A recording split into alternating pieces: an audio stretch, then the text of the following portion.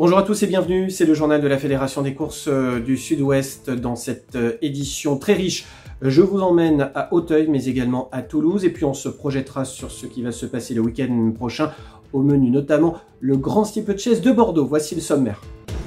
À la une de l'actualité, Auteuil et son week-end de l'obstacle et le triomphe des représentants du Sud-Ouest. Nous reviendrons sur les principaux temps forts. Nous revivrons notamment la victoire de Tellem samedi. Nous reviendrons aussi sur la grande journée de Toulouse. C'était la journée du 11 novembre avec au programme un quintet, le prix Fille de l'Air au niveau groupe 3 et le critérium du Languedoc. Plus de 6000 personnes ont assisté à cette journée. Nous reviendrons également sur les temps forts de la semaine écoulée, puis on se projettera sur le week-end prochain avec en point d'orgue le Grand Steeplechase de Bordeaux.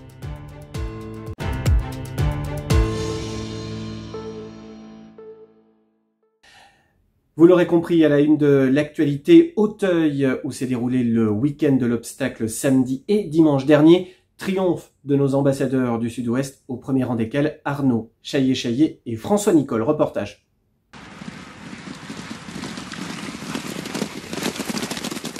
Auteuil, le temple de l'obstacle, accueillait ce week-end le Gotha de la discipline et au cours de ce week-end de faste, le Sud-Ouest a été à l'honneur par l'entremise des entraîneurs royanais Guillaume Macaire, François Nicole et Arnaud Chaillet-Chaillet. Samedi, le prix Serge Landon, Grand Prix d'automne, une course de haie disputée sur 4800 mètres est revenue à un authentique champion, Tellem. Le 5 ans d'Arnaud Chaillet-Chaillet devient le numéro 1 français de la discipline en battant de 5 longueurs un autre Charentais maritime, Hermès B, à la 3e place, la championne L'Autonomie qui sort par la grande porte. Fautive au saut de la dernière haie, L'Autonomie ne peut que s'avouer vaincue. Cette immense championne conclut sa carrière avec tout de même 17 victoires et 8 places en 27 sorties. Elle rentre désormais au haras et rentre aussi au panthéon des courses à obstacles. Quant à Tellem, le lauréat, l'avenir lui appartient, le voilà désormais titulaire des 3 plus beaux groupes 1 français en haie, le prix Cambacérès, le prix Renaud Duvivier et le Grand Prix d'automne. Tellem était monté par Pierre Dubourg. Revivons ensemble la phase finale. Et voilà le match attendu. Et c'est Tellem, encore une fois, qui prend la mesure d'Hermès B et qui s'en va pour devenir le premier cheval de l'histoire à gagner le Cambacérès, le Renaud Duvivier et le Grand Prix d'automne. Chapeau Tellem, Pierre Dubourg, Arnaud Chaillet-Chaillet, la case d'Ordonne. C'est Tellem qui remporte le 3e groupe 1 de sa carrière avec cet homme Arnaud Chaillet-Chaillet, son mentor qui est heureux, Pierre Dubourg.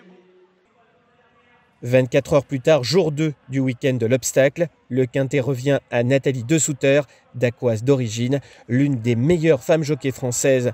Elle remporte à la lutte le prix Kanchenberg d'une encolure aux dépens de Six One, entraîné par François Nicole. En ouverture de la réunion, Space Mini-Turf, entraîné à Royan par Guillaume Macaire et Hector de la Jeunette et monté par Kylian Dubourg, laisse le représentant d'Augustin de Bois-Brunet, homme de cœur à 5 longueurs. Anneau de Lois est 3e, soit le trio 100% Sud-Ouest. Le lauréat reste invaincu en 8 sorties. C'était sa 3e victoire en steeple en 2022. Il a sans doute l'étoffe d'un cheval de Grand Steeplechase de Paris. L'avenir nous le dira. Enfin, le prix Lahaye-Jousselin, le Grand Steeplechase de l'automne, voit le triomphe de Figueiro. François Nicole sauve les meubles, lui qui était jusque-là passé à côté de son week-end. 4e l'an passé de cette course, Figueiro venait de remporter l'épreuve préparatoire, le prix Héros 12. Il devance Starlet du Ménil et Poly Grandchamp qui prend la 3e place. Revivons ensemble les temps forts de ce prix Lahaye-Jousselin.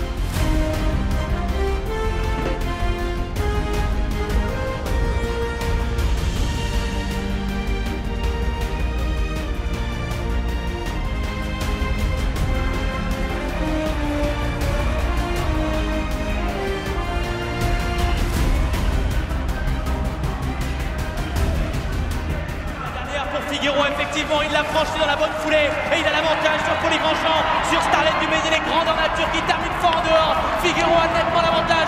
Grandeur Nature accélère et vient attaquer Poli Grandchamp devant. Starlet du Ménil avec Paul Figueroa toujours en commande et cette fois-ci personne ne va lui enlever la victoire. Angelo Giuliani, Figueroa pour François Nicole soulève le Brillet Gosselin. Encore une fois.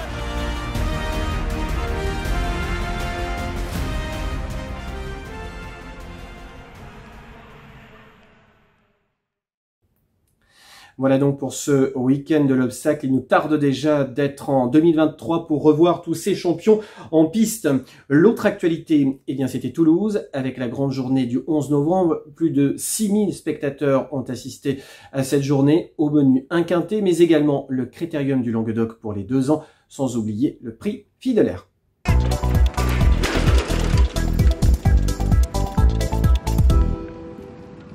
Des tribunes pleines à craquer, l'élite des jockeys en piste. Depuis 1997, Toulouse est la capitale du pur sang. Le quintet 25e quintet de plat toulousain revient en favori Always Welcome, monté par Théo Bachelot et entraîné par Louis Baudron. Always Welcome devance le Lyonnais Bazoc, excellent deuxième, devant Giovanni Dal Ponte, Vasimix et Nobodies, soit le quintet 13, 7, 12, 9 et 2, qui rapporte 6115,70 € dans l'ordre et pour 1 €. Le Critérium du Languedoc listed pour les 2 ans sur 1600 mètres revient à Lindy, une pensionnaire de Christophe Ferland qui avait fait appel à Maxime Guyon pour l'occasion. La lauréate est une fille du champion Le Havre, lauréat du prix du Jockey Club en 2009. Lindy reste invaincue en 3 sorties après 2 victoires acquises à Bordeaux. Elle devance Grace Période et Véritable. Le temps fort de cette journée était le prix Fille de l'Air, du nom d'une grande championne de la fin du 19e siècle. Nous vous la présentions la semaine passée dans ce journal. Le succès dans l'édition 2022 de ce prix Fille de l'Air, couru donc à Toulouse depuis 1997, revient à une Irlandaise, Via Sistina, montée par le crack jockey Jimmy Spencer.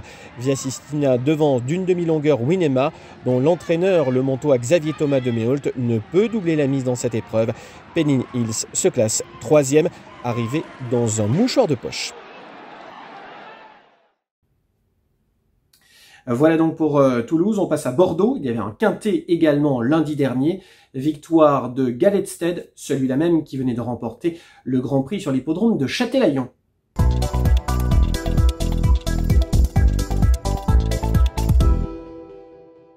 On commence notre retour aux courses avec Beaumont-de-Lomagne qui accueillait 2 réunions de course de Hoche les 10 et 11 novembre. Jeudi 10 dans la première, victoire de Jadis DRP dans la bonne réduction kilométrique de 1,16,6 aux dépens de Jolie Blanche et Jaguar de Cara, 3e, c'est la bonne note de la course. Le lauréat est entraîné par Jean Mazou. Dans la deuxième, toujours pour les 3 ans, succès de Just Tango, entraîné par Guillaume Rivière et associé à Damien Lézis. Le poulain remporte ici sa première victoire pour sa 3e tentative publique. Peu chargé en gain, il sera à suivre dans les prochaines semaines. Citons également dans la 7e la victoire de Fatal d'Enfer dans la bonne réduction kilométrique de 1,15,9 et nouveau succès pour le jeune Mathéo Gergouille. Flashpoint est 2e devant Fan du Seda. 24 heures plus tard, Beaumont toujours dans le Grand Prix Baron d'Ardeuil à Aussé-Buzet, c'est le challenge Henri Menot que vous connaissez par cœur. Succès d'éditeur Laravel sur le pied de 1,14,3 aux dépens d'Escapade du Dijon et Frédéric Closier. Diléodorali complète le podium. Dans le GCSO, le Grand Circuit du Sud-Ouest, succès de Easton My Life sur le pied de 1,12,9 sur 2550 mètres. Michel Charlot mène au succès ce pensionnaire de François Giard qui s'impose aux dépens de Feu Follet du CB et Fortune associé à François Giard. À Castel-Sarrazin ce 13 novembre dans le Grand Prix du jour, succès de Elinkin pour l'entraînement de Robert Chaussier et dans la réduction kilométrique de 1,14,8. Et à Montauban le même jour, chez les pur sang arabes, succès de Zawanya Star sous la selle de Lucas Armand. Enfin, le quintet de trot bordelais ce lundi 14 voit la 12e victoire consécutive de Galetsted, celui-là même qui venait de remporter le Grand Prix de Charente-Maritime à Châtelaillon-Plage. Galetsted offre un nouveau succès à Anthony Barrier très en forme, lequel la semaine passée avait réalisé à Grenade un coup de 5, le premier de sa carrière. Très bonne fin de course pour le Toulousain Fakir Mérité, 3e. La Beaumontoise Gabriela Duhem se classe 5e. L'autre actualité, eh bien, c'était le prix Marcel Laurent ce week-end qui a vu la victoire d'Idaho de Tillard. Idaho de Tillard n'est pas entraîné dans le sud-ouest, mais il a brillé dans notre région, plus spécifiquement sur la piste de Bordeaux-le-Bouscat. C'était dans le Grand Prix du Sud-Ouest. On vous annonçait ce cheval comme un prétendant aux futures belles épreuves de Vincennes. Eh bien, en effet, puisqu'il a pris part donc à ce prix Marcel Laurent il y a quelques jours, il l'a remporté de toute une classe. Or, le prix Marcel Laurent est l'une des rampes de lancement en vue du prochain Prix d'Amérique. On aura peut-être vu donc à Bordeaux, dans le 45e Grand Prix du Sud-Ouest, un futur prétendant au championnat du monde des trotteurs. Voilà pour cette actualité en bref. On se projette maintenant sur ce qui va se passer le week-end prochain dans notre région. Il y aura au menu sur l'hippodrome du Bouscat le Grand Steeplechase de Bordeaux. Reportage Florence Cabane avec la complicité de Jean-Claude Dunoguès.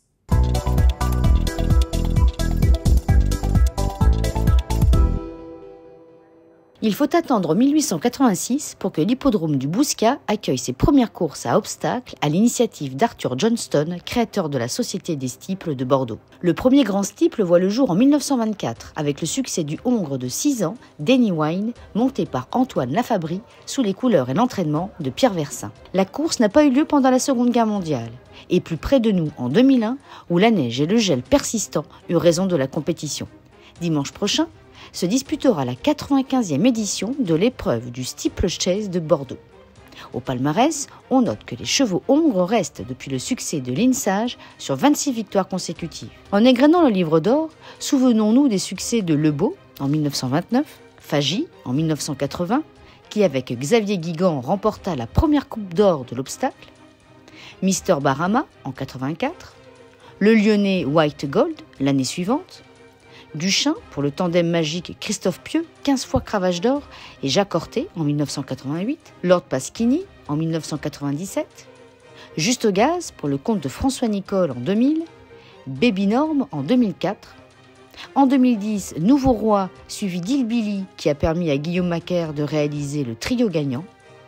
En 2019, citons la victoire de Chincostar qui fut à l'honneur pour Isabelle Gallorini et l'année suivante Roadster qui offre à Guillaume Macaire une 10e victoire dans le Grand Steeple.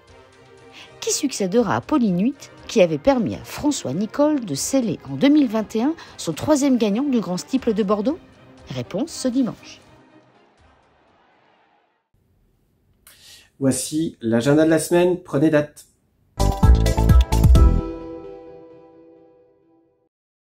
En attendant le début de son traditionnel meeting, Pau organise ce vendredi 18 novembre une réunion consacrée aux chevaux de plat. Le début des opérations est prévu à 11h20. Samedi 19, c'est la finale des derbies sur l'hippodrome de Bordeaux-Vieille avec 8 courses, dont les 3 finales régionales des Open de région, 3 ans, 4 ans et 5 ans. Rendez-vous donc à Beaumont-de-Lomagne ce samedi dès 11h30. Dimanche 20, réunion premium sur l'hippodrome de Bordeaux-le-Bouscat avec 4 courses plates et 5 à obstacles. Le début des opérations est prévu à 10h35. On partira au trot sur l'hippodrome d'Agen avec 8 courses dès 12h30. La réunion d'Auge qui était initialement prévue le dimanche 11 septembre mais qui avait été annulée pour des raisons de sécheresse aura lieu ce lundi 21 novembre avec 7 courses plates. Et enfin, vendredi 25, rendez-vous en semi-nocturne et en premium sur l'hippodrome de Toulouse. Voilà pour l'essentiel de l'actualité. Vous continuez de nous suivre toujours plus nombreux chaque semaine, notamment sur les réseaux sociaux. Excellente semaine à vous. À la semaine prochaine pour de nouvelles aventures. Salut!